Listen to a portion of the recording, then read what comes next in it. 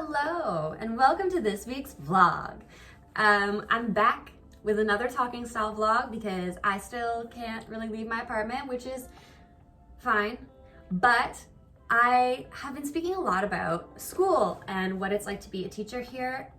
And so I thought I would shake things up a little bit and talk about a more social aspect of my life.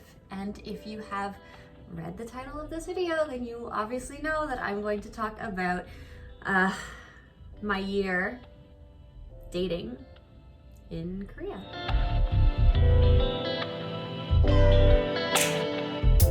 Before we even get into my experiences and what I have learned about Korean dating culture, I thought it would be interesting to kind of do like the Tinder version of my Spotify Wrapped. So God bless TikTok, because something popped up on my For You page and it is like the greatest gift. I didn't know this, but you can request your data from Tinder, and there's this guy, this developer, I think he's Swedish, who made a website that then visualizes that data for you. So let's dig into this juicy data. So my account has been open for maybe eight months, I don't know. In total, I have matched with 616 people. There's a metric here, there's a number here that's number of initiated one message conversations. So this is how many guys I messaged that did not respond to me, which out of 616 matches is 115 people. Oh my God.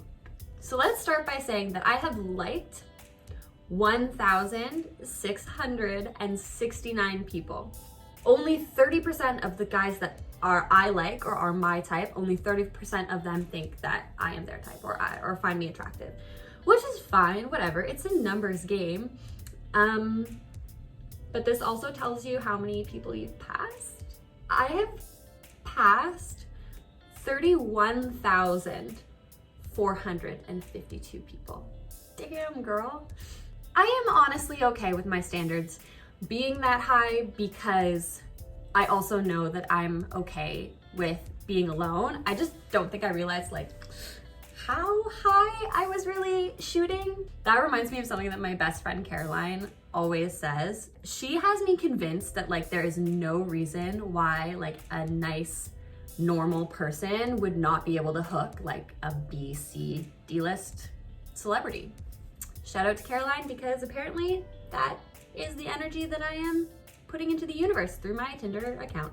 So that is my my Tinder year in review. And in that year on Tinder, I have definitely also picked up a lot of things about the culture of dating here, some of the lingo, and yeah, I'm about to take you through that now too, I guess. I'll also just say that like this is 100% based on my experience, and everyone has a different experience when they come here, and there's obviously no way to generalize an entire country. The first thing is Dutch pay.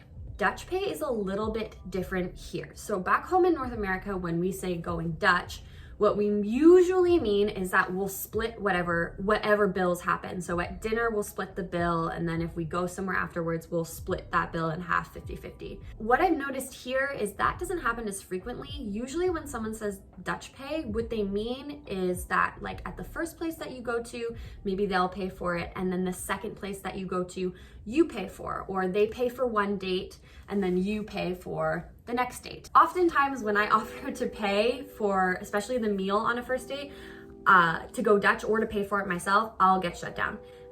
But what I have noticed happens a lot is that these dates are long.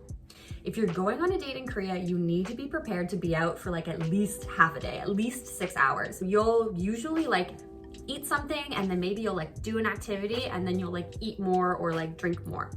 So what usually happens to me, or what I feel most comfortable with, is offering to pay for like the last part of the evening. So usually if we go out to eat, like I'll always offer to go Dutch, but I usually get turned down. Later in the evening when we're going to get like coffee or dessert or whatever, again, I'll offer to pay, and that's usually when they're like, oh, that would be great. So that way you still manage to Dutch pay, because I would hate to go out and be like 100% on someone else's dime. That just doesn't feel right to me. Dutch pay is rarely actually splitting a bill 50-50 because it's so complicated. Here, it's like you pay for this part of the evening and then someone else will pay for a different part. So there is another thing that I expected to see when I came here, but have only really heard about once or twice. And it's this idea of group blind dates. Essentially, like, you and two friends get matched up by a friend to like go out with three or four guys. There's like 3 girls, 3 guys, whatever. It's all blind. You go, you hang out, you drink, and then you sort of naturally couple off, I guess, if anyone is interested in each other. And then after that, you can like go out on like one-on-one dates. I don't know, but I have never experienced this personally. When I speak to my Korean friends, maybe like one girl has done that and she hates doing it too.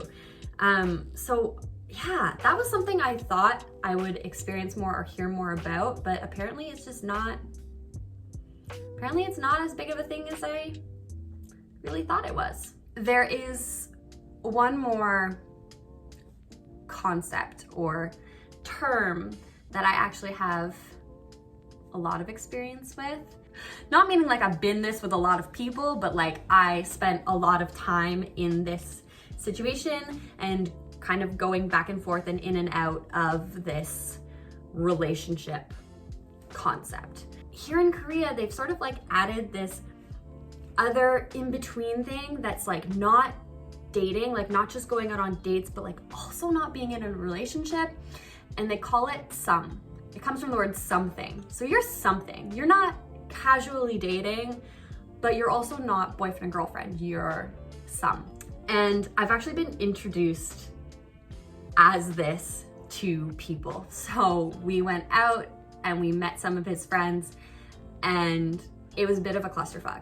Because to start with, like, I obviously didn't speak Korean and his friends didn't speak a lot of English, so he actually left to go smoke, and then they started up conversation with me, and one of them asked, is he your boyfriend? And I didn't actually think to use the word some. I had heard it, but I also didn't want to like call us that before he called us that or whatever. So I just said he was my friend, and apparently that was like the wrong thing to say, because how do you say that like you're friends but you're dating but you're not in a relationship? Well, actually the perfect word for this is some, but I didn't use that. I just said we were friends. And so when he came back into the room, all of his friends gave him like so much shit for it. I didn't notice, but he had introduced me to them when we met as his some. And sometimes I just like blank out when people speak Korean. I'm like not paying attention, but when we talked about it afterwards, because we did talk about it afterwards, he told me that's what he did, and I felt like a total dickhead. But yeah, essentially I was in, I guess, a some ship. I was something to someone this summer. And when you are some, you really apparently do not want to refer to that person as your friend.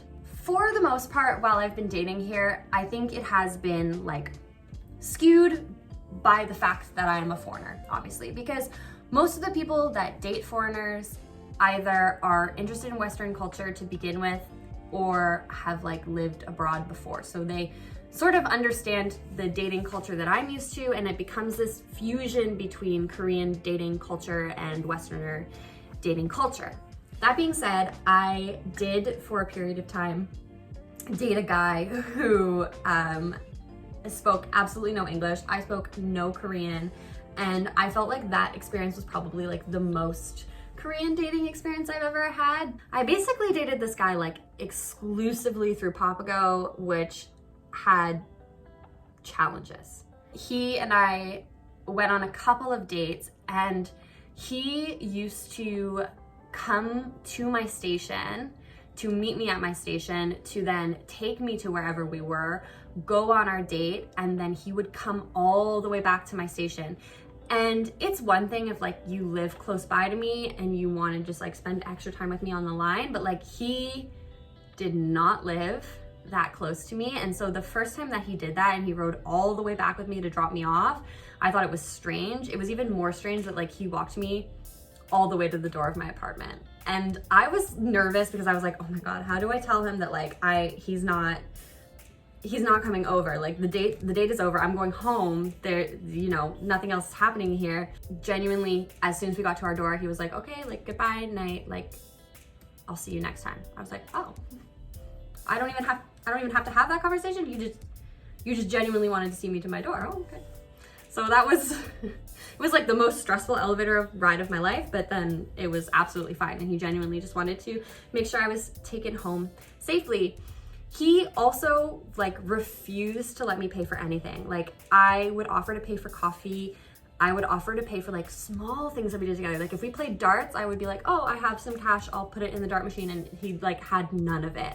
So that was like really interesting as well. I don't know if that also had something to do with the fact that he was older than me. I've never had someone pay for absolutely everything every single day we went on. There is one more thing when you do come over here.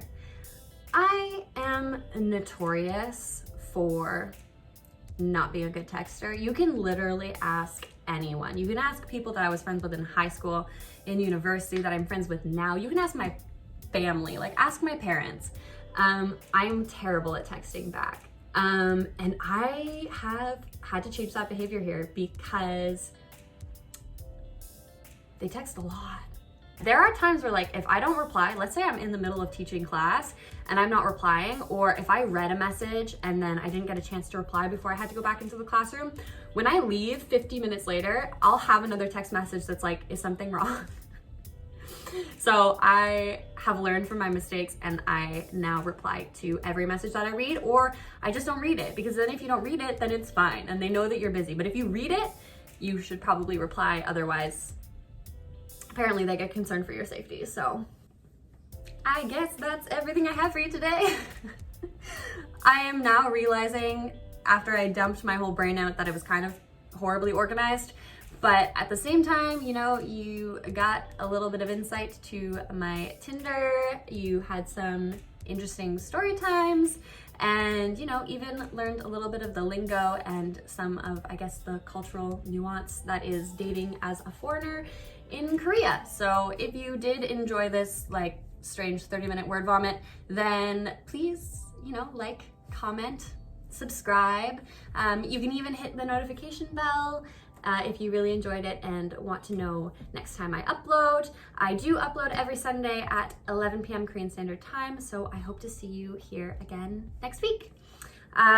Stay healthy, stay safe, and always wear a mask. I will see you next time. Bye.